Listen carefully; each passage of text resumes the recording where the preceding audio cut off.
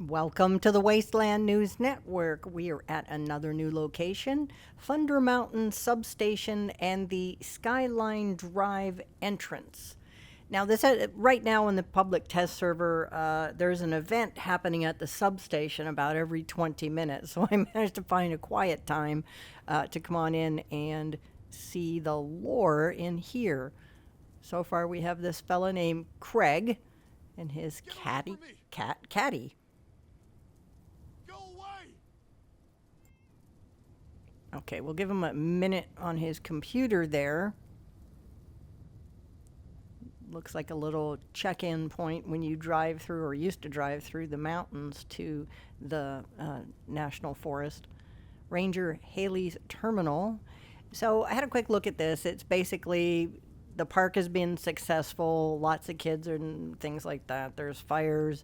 Then a message from the chief saying there were increased reports of antisocial behavior on the trail.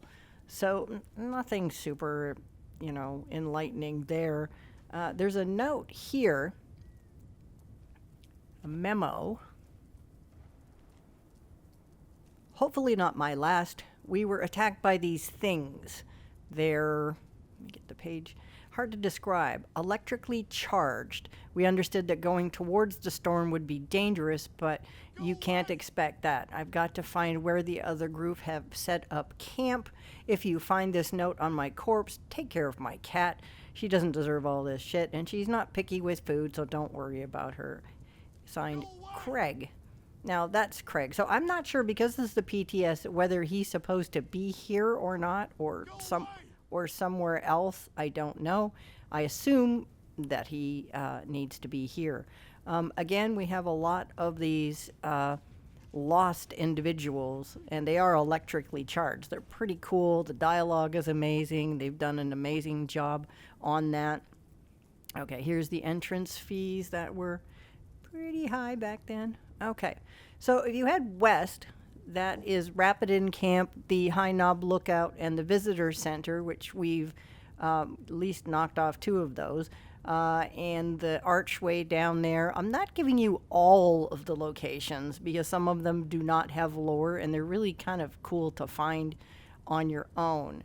But this event, and if it ends up being this good during the actual release, it's very similar to Eviction Notice in the sheer number of legendary items you get at the end. Now here's a couple of notes. Let's take a look at these.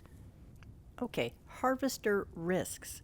While I'm thrilled to be given the opportunity to see one of my creations come to life, I am startled and frankly concerned at the lack of safety and foresight my employers have shown. My decision to use silver wiring was twofold. Silver has high conductivity for electricity and heat, which means greater control over the heat generation sequence.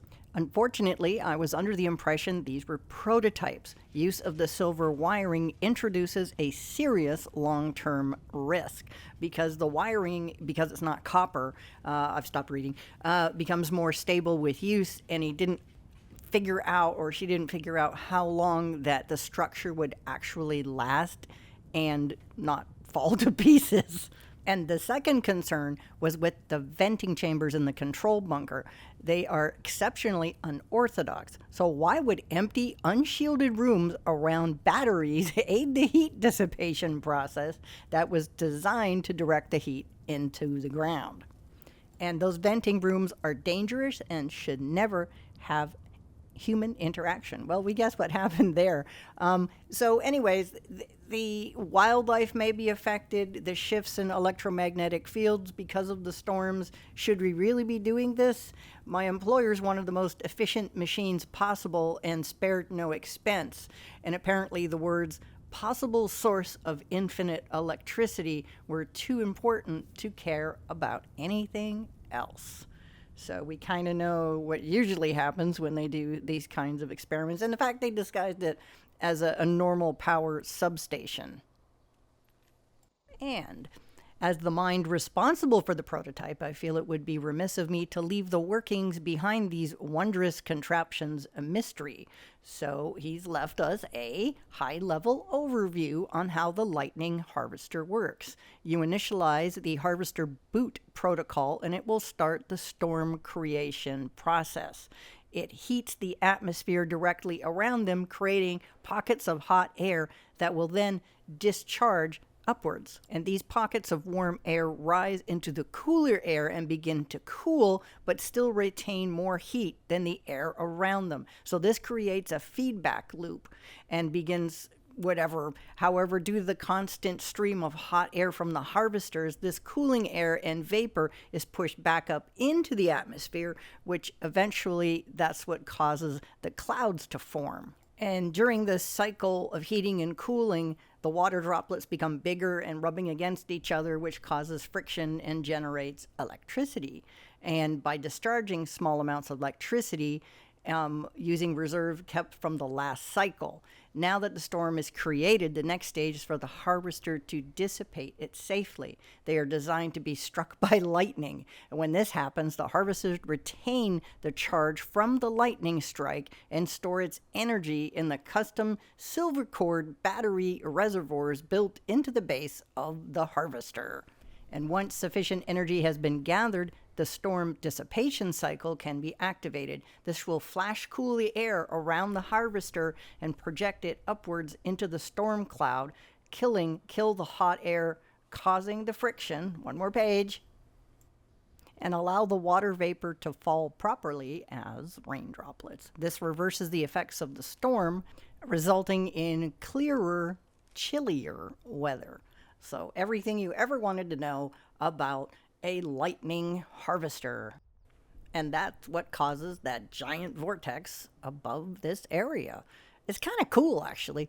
And also brings us to this event. When this event begins, there's actually people in the bunker there that want a photograph of the storm. We never see them, but when the event begins, you're asked to go push the button and talk to the person at the intercom, which is right there outside the bunker. Wait a minute. Let me pan back down.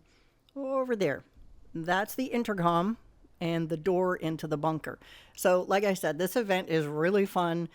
There's a lot happening, and you get a lot of legendaries, which I hope carry over to the main game. Thanks so very much for watching, and I'll see you out in the next episode.